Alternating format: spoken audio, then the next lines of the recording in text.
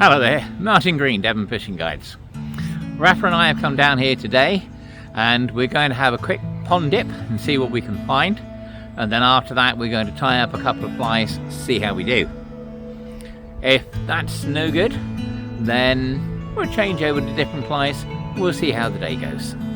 So Rafa and I went pond dipping for a little while just to see what was what. We caught a few things, but actually there were a lot less than I expected there to be. I suspect they were probably well out into the deeper water.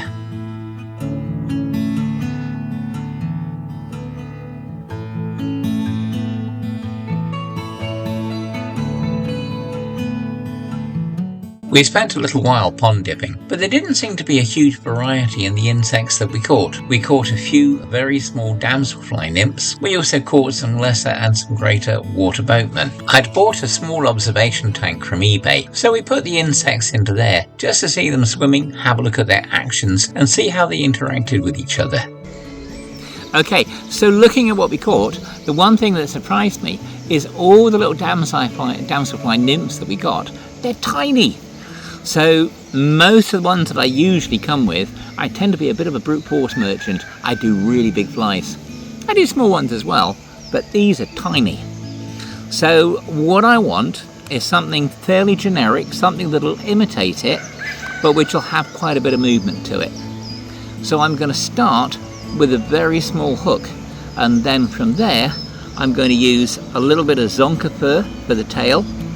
I might use a little bit of cactus fritz for the middle bit, or a little bit of spiky chenille, and then we shall see what happens from there. I've got some feathers I might use as well.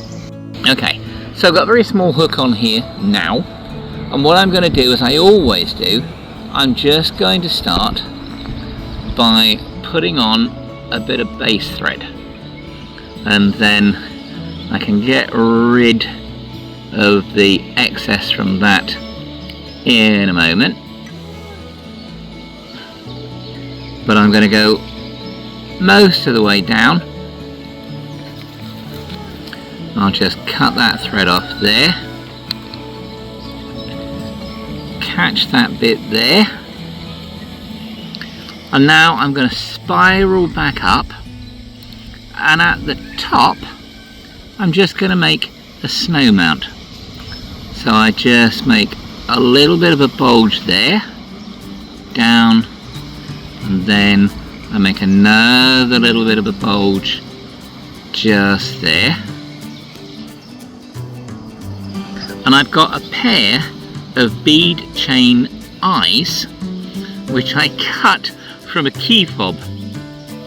I always think they're too valuable to waste. They're fiddly because they're tiny, but once you get it started it will be okay. Now the choice I've got to make, am I going to do it under the fly or over the fly? I'm going to do it under, so it swims point down. So I do 3 diagonal wraps, go around, do 3 diagonal wraps the other way, just make that in place. Same again, and now I go around, under, over the hook, around the eye and under, and as I do that will pull it tight, and now I can get down to here. So I want a bit of a swishy tail. A lot of people use marabou, makes a very long swishy tail. I'm going to go down to the bend, and I'm going to use a little tiny bit of zonker fur. So looking at these, they are tiny thin, so you've got to kind of restrict how much hair you use. Another thing which I find helpful, if I wet my thumb and finger, I can get that to just pull in a little bit tighter. So I shall just thin that out a bit, and now I'm just going to catch that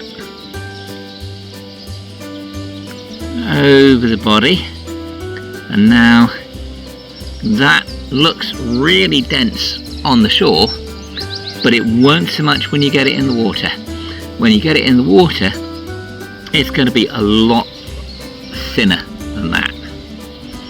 So I'm just going to tie that down.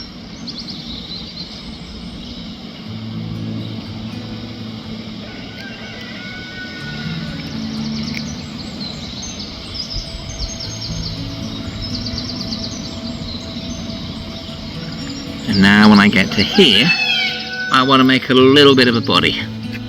So for that, I'm just going to use, it's a little bit of sparkly chenille really. Can't remember what it was called when I bought it. But the thing which I'm going to do, I'm just going to pull off the fibres from the end. So now I can trap that here. At least I could if the wind wasn't blowing me zonker fur backwards. I might have to wet that just to get that down a bit. So if I put that on there, could actually do with a slightly thinner material, but that'll help just to catch it.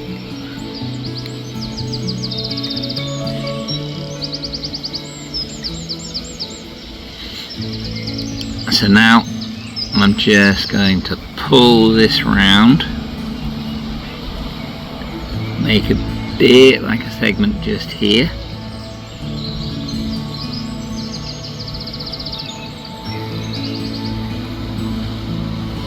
And then that bit there I will catch. If I just take that off for a second, and that'll give me just a little basic nymph shape. Now, because this fly is so tiny, doing legs on it is going to be hard. So what I'm going to do is I'm going to take a grizzled bar feather.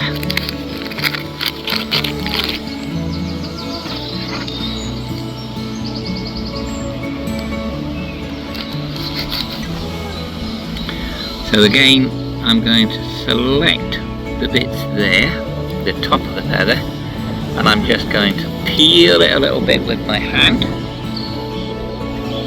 so that I've exposed the quill. Now, if I put that pointing in, I can catch that there. And now I can just twirl that round just to make the suggestion of legs.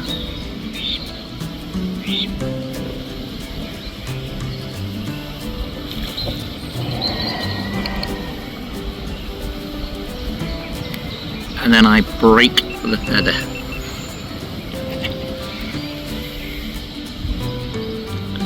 So all I'm going to do now is tie off, so on, around the hook and turn. Try not to catch too much of the feather. Pull that up. Going to double lock it.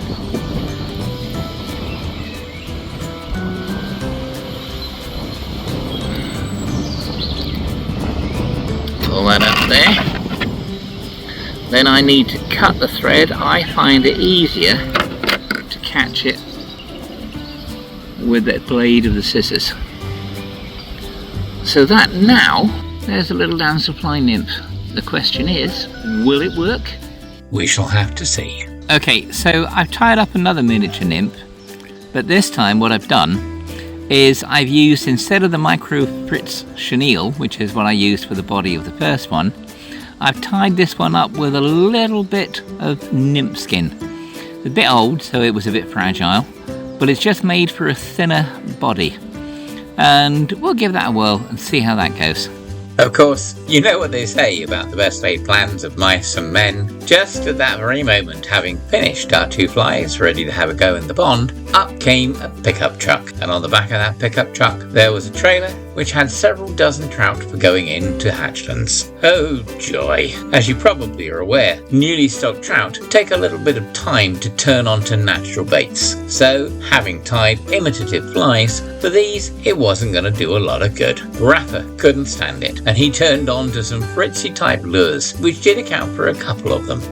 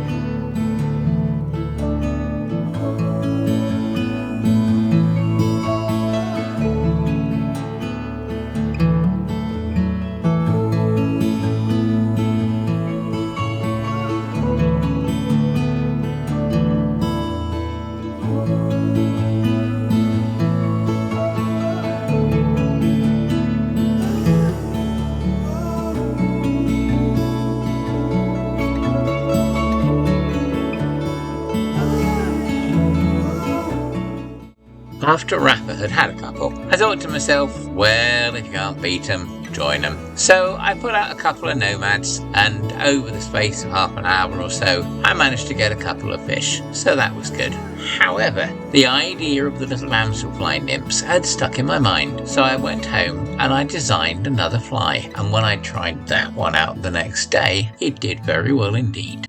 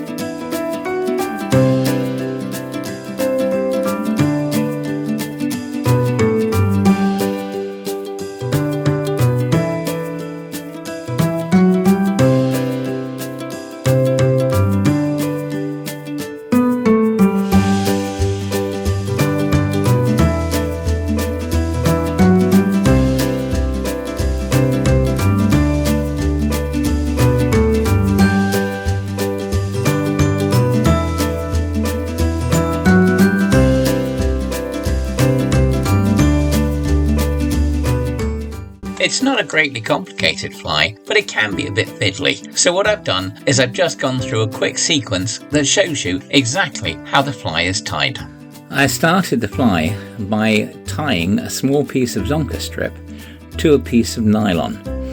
I didn't use any special knot, just a 7-turn blood knot, and then pulled it down tight without breaking the strip. The next thing that I did was to use the nylon to slide a piece of rubber tubing, well, silicone rubber tubing really, over the top of the zonker skin and push it down so that it had a tight grip on the fibres.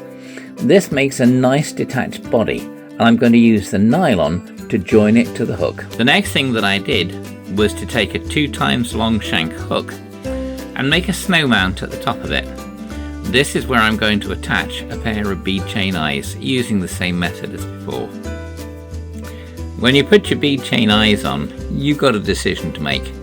Do you want it so the bead chain eyes are below the hook, in which case the point will ride towards the bottom of the lake, or do you want to put them on the top, which will basically turn the fly upside down? For more naturalistic presentation, I decided today I was going to use the bead chains down. At this point, I used the nylon to secure the detached body to the back of the fly. I'm going to go back up again, and this time I'm going to fold the end of the nylon over to make it really secure. So at this point, I've folded the nylon down and I've done a second whipping over the top of it. So now that detached body is really secure. Even if a fish pulls really hard at it, it's not going to tug it free. Next, I caught in a bit of fritz at the back of the lure and pulled it back out of the way. I didn't want to interfere with the next step, which is to put on some legs. At this point, I tied in 3 silly legs, pieces of them anyway, so that I had 3 legs on one side, 3 legs on the other side, securing them to the hook in exactly the same way as I did the eyes. Around from the left diagonally, around from the right diagonally, and then securing them. The next stage was to make a body of the cactus fritz, wrapping it around the hook. I do find sometimes the legs can be a little bit awkward and keep getting in the way. So usually when I do this, I have a dubbing needle at the side of me. That way I can free the legs so they sit out from the side of the fly where they're supposed to. After this, I tied off the fly using the finishing tool as per normal. Finally, I'm just going to add a little bit of epoxy resin, UV resin, to the head of the fly and just seal the cotton so it doesn't come undone. I'm also going to add a little touch to the eyes underneath so that they stay where I want them to stay. Hopefully, that'll do the trick. So that's the fly finished. I did, for some of them, add little felt tip segments to the tubing just to make it look a little bit more realistic. But to be honest, it didn't seem to make much difference. I think the skin tone from the zonka skin underneath shows through, and that tends to make a little bit of variety there. Either way, it's a very effective fly. It tends to take trout on the drop. They do seem to like that. But also, quick, short pulls seems to work very effectively too. I'm very pleased with it. Looking at the detached tail did make me wonder whether pollock would react to a fly tied in a similar manner, but with a silver underbody and with a Hawkeye style head net, such as you can buy from Joom. I can feel another video coming on. Well, that will do for today. I hope you enjoyed it, and if you did, if you could please click on the like and even subscribe to our channel, it would be very much appreciated. I hope you enjoy the rest of your day. Goodbye.